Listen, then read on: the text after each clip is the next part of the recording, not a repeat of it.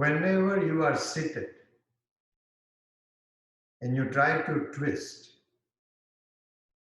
generally, unless there is a problem or a weakness in the body, you tend to increase your lordosis to turn. While the chest should be lifted, don't lift the chest from your lumbar. Keep the lumbar in a neutral position. Lift the chest as though the lift is coming from the pelvic floor. And then you twist to the side. Unless you are specifically told to do it, don't lift the head up. Okay? Keep the head, the neck in a somewhat neutral position as you twist the body to one side or the other. So seated in Virasana, lifting the chest, breathing freely, twist towards the right. And the teaching here becomes a little challenging because some people have naturally a very strong lordosis. Some have relatively flatter lumbar.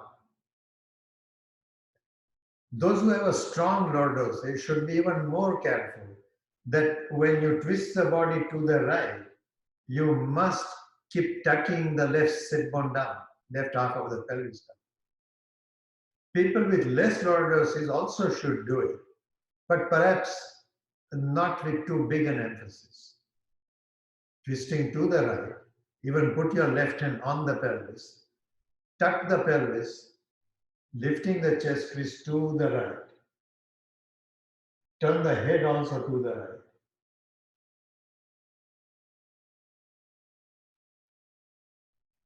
And in the mind, emphasize that you are using the body to twist the body, using the body and the mind to twist the body. Here, if you are talking to yourself, don't say, I'm twisting to the right. The body is twisting to the right. Lift the trunk.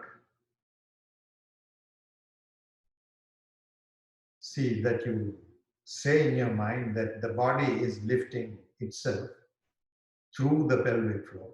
Twist to the left. Am I twisting the body to the left? In a normal conversation, I might say that. In my mind, I don't want to say that. The body borrows an ability from consciousness without which it cannot do anything. And it is twisting to the left through physical effort and through the mind working to do it. Observing the breath as it continues. Each time I inhale, I either lift the trunk more or at least hold the lift that the trunk has already created. On exhalation, twist a little further. Seeing that if I have a strong lordosis, if the body has a strong lordosis, don't untuck the pelvis more. If not, anchor the right sit bone to twist to the left. And release, come back to the center. Whenever the body is doing a back bend, the easiest part from which to do a back bend is the lumbar area. Even for people who are stiff, whatever little back bend they can do comes essentially from the lumbar. The part that doesn't readily move in a back bend is the uppermost part of the chest and the pelvis. So let us repeat what we have done before with little awareness, little more understanding of what happens in the lumbar area. To do that, come to Dandasana first. Take a support for the head, as Andrea just gave me, if necessary. And just here, have a lordosis that is normal. If you naturally tend to have a very great lordosis, you might want to tuck a little to decrease it. And then carefully lift the heels, seeing that there is no more lordosis created, and bring the heels down. After a couple of times, carefully see if you can just lift the toes off the floor without arching the back. Don't take the knees very close to the chest like I am now doing. Keep the femur in a perpendicular position. And now when the feet are brought down, don't arch the back anymore. So for that, most people have to create a little more tucking action, hold that to bring the legs down. So the feet are brought down by work in the leg, not by arching the back. See that the work is done by the legs, for the legs, not creating unnecessary arch in the back. The real trick comes when holding that position, keeping the pelvis untucked to create and hold a lumbar action, then holding the lumbar in this position without any change to the lumbar from the pelvis and the sacrum, can you tuck? The important part that in what I just said is the bottom of the lumbar should not move at all. That when you twist the body to the right, you must keep tucking the left sit bone down, left half of the pelvis down. Take your left arm, put it out to the side. Rotate the arm as completely as you can, so the elbow is brought as far forward as possible. The hand is taken back. Keep your elbow good 30 degrees away from your chest. And see that the hand doesn't go above the shoulder level. Rotate that arm maximum amount. Tilt your head also to the left. Turn it to the right.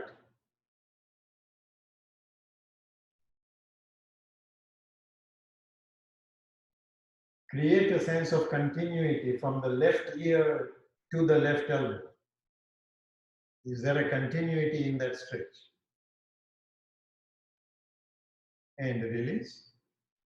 Release the head, I mean. Again, lift the head, rotate the arm completely, tilt the head to the right, opposite side, and then turn the head. Okay, see if there is a sense of continuity from the left ear to the left elbow.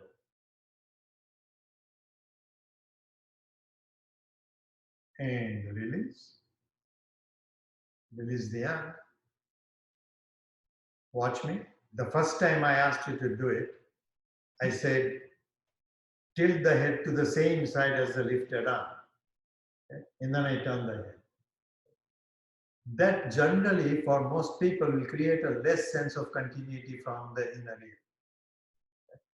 It is generally, for majority of the people, better to tilt the head not to the same side as the lifted hand, but to the opposite side and turn. So you decide which works better for you for this sense of continuity from the inner ear to the elbow. Where is the stretch, continuity feeling? Basically, it should feel like your arm is pulling into the inner ear. Second side, lift the right arm. Move the right elbow forward, right hand back as you can. Rotating the arm out, maximizing that external rotation. Tilt the head to the right. Let's go to the first side, which for me doesn't create as much of a stretch. So tilt the head to the right, turn it to the left. One can say, I'm turning the head from the base of the skull, which is the top of the cervical area. Instead, turn the head, assuming that the base of the head is in the 7th cervical vertebra at the very bottom of the cervical area. Also, in the process, as you turn the neck, assume the base of the neck is physically, it is the 7th cervical vertebra, Assume it is in your middle chest, mid-thoracic area. Take the left arm out to the side. Tilt the head to the left. Tilt it as though the base of the skull is at the seventh cervical, but the base of the neck is in the mid-thoracic area. And then turn the head to the right.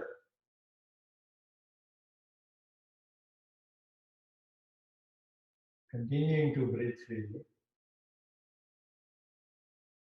With every exhalation, attempt to see more of a continuity from the inner ear on the left side to the left elbow. And release and come down. Lift the neck and the head both as though the base of the neck is in your mid-thoracic area. Shoulders heavy and come down. Now comes the tricky part. If you are going to attempt to lift the whole trunk, the base of the trunk, the torso, is in your pelvis. But you want to create a sense of lift as much as you can, as though it is coming from the middle of the thigh. So the femur must be heavily grounded and landed. Lift the whole body up like that on exhalation, as though the lift from the pelvis is coming from your heaviness of the legs. Lift up and come down. Don't hold very long. And come down. Okay? Certainly your arms will help in the beginning, which is fine, not a problem. Okay? If those of you want to work a little more strongly on it, keep the hands on the thigh. Lift it and down. Your sense of lifting should begin in the middle of the thigh. You can also try this, putting heavy weight on your legs. I didn't describe it as you were demonstrating first, so let's repeat. Bend the left knee, rotating the leg out. Tuck the pelvis, which means drop the left sit bone towards the back heel. Don't lose that sense without increasing the distance of the left sit bone away from the right, of the right sit bone away from the left heel. Straighten the leg. Continue that kind of action in your body internally, keeping the left femur heavier and heavier and heavier, and then arching the lumbar from that without losing your tucking action.